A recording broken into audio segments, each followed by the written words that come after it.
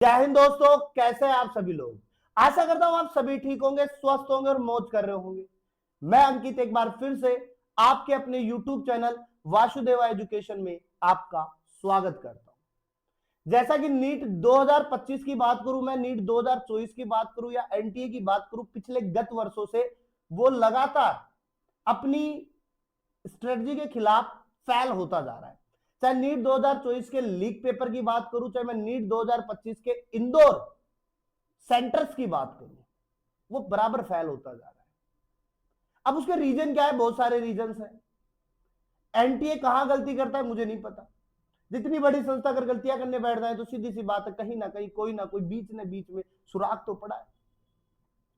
ये नीट इतनी कंट्रोवर्शियल हो चुकी है कि एमपी हाईकोर्ट बीच में आया, मान लिया। हमने सोचा कि चलो एमपी हाईकोर्ट आया तो बच्चों को अब थोड़ा सा समाधान, रिहात मिलेगी, लेकिन एमपी हाईकोर्ट ने भी कुछ ज्यादा कुछ नहीं किया। और उन्होंने ऐसा कुछ बड़ा तीर भी नहीं मारा है भाई कि हम कह दें कि भाई उन्होंने बच्चों को कुछ दिया था और बच्चों के अकॉर्डिंग फैसला। अरे भाई आपने क्या कर दिया? ऐसा 75 बच्चों ने आपको कंप्लेंट की तो आप उनकी सुन रहे हो। अरे बाकी कहां थे?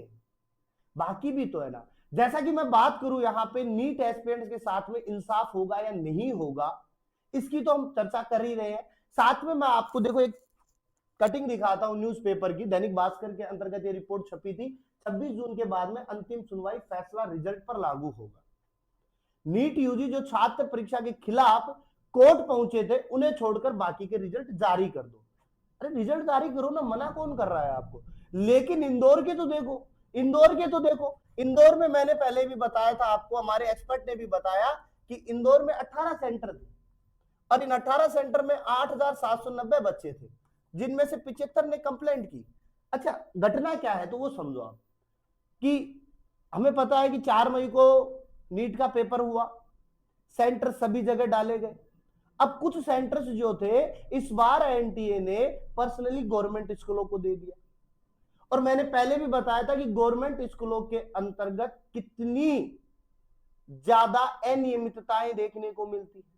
अब उन अनियमितताओं में एक ये था कि बिजली पावर सप्लाई, ना तो वहां पर किसी प्रकार का कोई इन्वर्टर था, ना किसी प्रकार का कोई जनरेटर था, ना किसी प्रकार का पावर बैकअप था।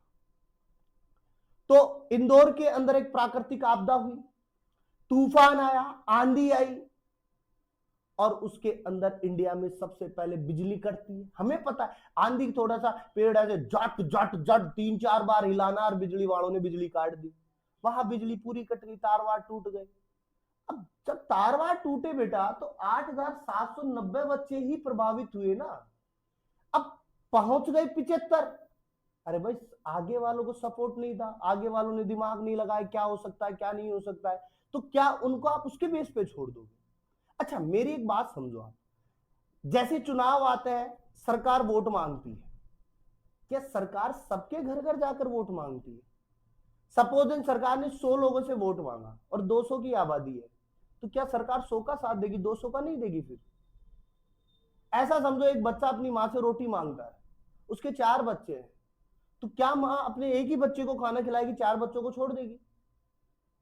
या मैं ऐसे करूं कि कांग्रेस सरकार आती है तो इंदिरा रसोई योजना बनाती है, बीजेपी सरकार आती है तो अन्नपूर्णा रसोई योजना बनाती है, तो कांग्रेस वाले कहेंगे, इंदिरा रसोई वाले कहेंगे कि हम तो केवल कांग्रेस वालों को देंगे जो कांग्रेस को वोट देते हैं, और अन्नपूर्णा वाले कहेंगे हम तो बीजेपी वालों को देंगे। बाकी जो जनता है वो तो परेशान रहे फिर इस हिसाब से। तो क्या एमपी हाईकोर्ट ये ठीक था क्या? अच्छा इसको भी छोड़ो, आप ऐसे समझो कि आप अपने बच्चों को अलग अलग इंस्टीट्यूट के अंदर बढ़िया तैयारी करने के लिए भेज देते हो। मैं ऑप्शन के लिए बात करूं, पीडब्ल्यू जहां बच्चों को मोटिवेशन बार बार करवा रहा होता है, बढ़िया मैं कहूं तो बढ़िया स्टेज पे बढ़िया भाषण भी चलते रहते हैं, क्या वो बच्चों के साथ क्यों नहीं खड़ा? एलन जो सबसे पुरानी इंस्टीट्यूटों में माना जाता है, वो बच्चों के साथ क्यों नहीं खड़ा? गुरु कृपा, सीएलसी, या प्रिंस की बात करें, या हम आकाश की बात करें, इतने सारे इंस्टीट्यूट है, बच्चों के साथ क्यों नहीं खड़े? इसके पीछे का रीजन क्या है? क्या उनका एनटीए के साथ में साठगांठ है? क्या पिछली बार ये 720/720 एनटीए इनके इंस्टीट्यूटों के चक्कर में हुआ था क्या? क्या इतनी भी पारदर्शिता नहीं रही कि बच्चों के साथ में एक पॉजिटिव ऑप्शन तो मिल सकता था। अब वो कह रहे हैं कि 9 जून को एग्जाम करवा दो, केवल 75 का करवाओ, बाकी का रिजल्ट जारी कर दो। ये कौन सा मत है भाई? मतलब हम मान लें कि कोर्ट से भी हमारा भरोसा उड़ जाए, हमारे साथ कोई वारदात हो तो हम कोर्ट भी ना पहुंचे। अरे भाई सिंपल सी बात है, अगर 75 बच्चे प्रभावित हो रहे तो साथ में 8,790 भी तो थे, उनको सपोर्ट नहीं मिला तो वो कोर्ट नहीं पूछे, उनको किसी ने नहीं कहा कि ऐसा भी हो सकता है तो वो नहीं की। जरूरी थोड़ी है कि भाई 75 के साथ में स्पेशल रूप से ही काम हुआ है। हुआ तो 8,790 के साथ में भी है ना, तो एग्जाम होना चाहिए तो सभी का होना चाहिए, जरूरी थोड़ी है कि 75 का ही हो। ये कहां की कहानी है? अब केवल 75 बच्चे एग्जाम देंगे, बाकी 8,790 में से 75 माइनस कर दो, बाकी बैठे हैं घर बेचारे। अरे उन्हें कह देते वो भी केस कर देते ना। अब बच्चा एक केस करे या 100 केस करे, बात तो एक ही है, अलग थोड़ी है। घटना तो एक ही है, जगह तो एक ही है, अलग जगह थोड़ी है। भाई ऐसा हो कि एक इंदौर में बैठा था और एक राजस्थान में बैठा था, इंदौर वाले राजस्थान वाला बच्चा केस कर दिया कि साहब मेरे साथ में ऐसा हुआ था, तो आप काम करो। इंदौर वाला उसके साथ हुआ, वो बैठा ही है बेचारा। और चलो मैं मान लेता हूं, एक बार कि एमपी हाईकोर्ट ने अपना फैसला दे दिया, मैं मान भी लेता हूं। भाई एमपी हाईकोर्ट ने कौन सी कमेटी बैठाई? माननीय हाईकोर्ट ने आया, अपना फैसला दिए, चल दिए, क्या बात है? एनटीए की कौन सी चीजें थी जिसके बेस पर उन्होंने ये 75 बच्चों का शेड्यूल देखा? अरे हमने तो ये सुना है कि कोर्ट का फैसला अंतिम फैसला होता है, तो कोर्ट तो ये भी कह सकती थी ना कि साहब प्रभावित तो 8,790 हुई है, और ये तो प्राकृतिक आपदा थी, नेचुरल था, तो इसके प्रति तो कोर्ट को अपने आप सोच लेना चाहिए था,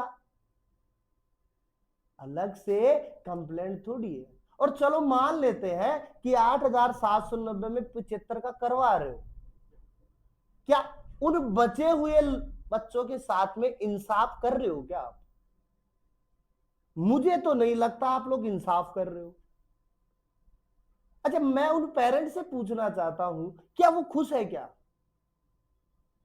अच्छा एक चीज बताओ, 75 ने केस कर दिया, अब बाकी बचे उठ करके अब आ जाएंगे, लो साहब हम भी थे वहां पे, हम भी मौजूद थे, हमने भी इस प्राकृतिक आपदा का सामना किया है, हमने भी लाइट जाने के बाद में पेपर दिया है, हम भी ऐसे प्रताड़ित हुए थे। क्या अब वापस से फिर आप क्या करोगे? वापस से सुनवाई करने के लिए बैठोगे क्या?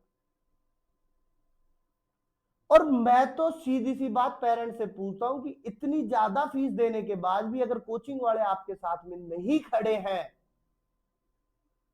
तो किस बिहाफ पे आप बच्चों को वहां भेज रहे हो? मेरा तो मानना इतना सा है बेटा, देखो जितना मैं पढ़ाता हूं, मैं भी पढ़ाता हूं, मैं भी जानता हूं, इतना सिस्टम तो मुझे भी पता है कि अगर इंस्टीट्यूट वाले खड़े हैं ना साथ में, तो भाई सुनवाई सबकी होती है। और देखो मैं एक चीज और जानता हूं कि अगर ये नीट एक्सपीरियंस के लिए अगर इंस्टीट्यूट वाले खड़े होते तो एनटीए का इनका 36 का आंकड़ा बनने में देर नहीं लगेगी।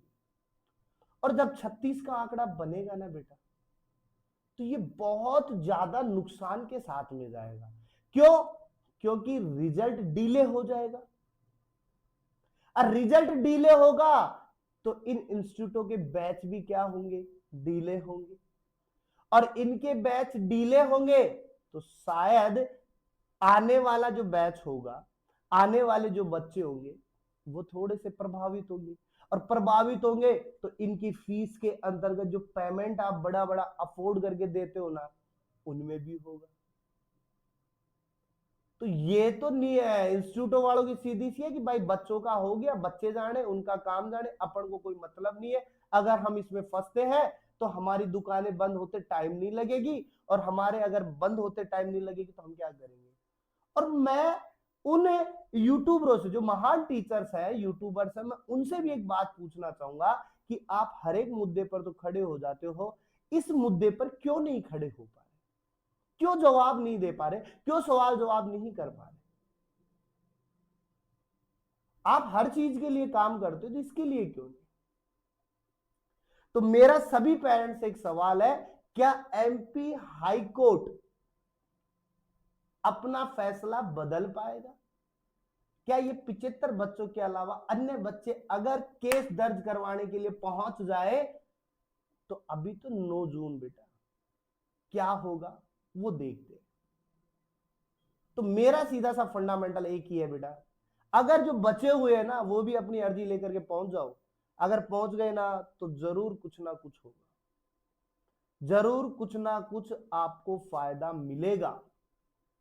अन्यथा आप भी घर बैठे हो, फिर से नीट की तैयारी करने के लिए बैठोगे और कुछ नहीं। तो मिलते हैं एक नेक्स्ट वीडियो के साथ में अपन, तब तक बने रहिए आप हमारे साथ।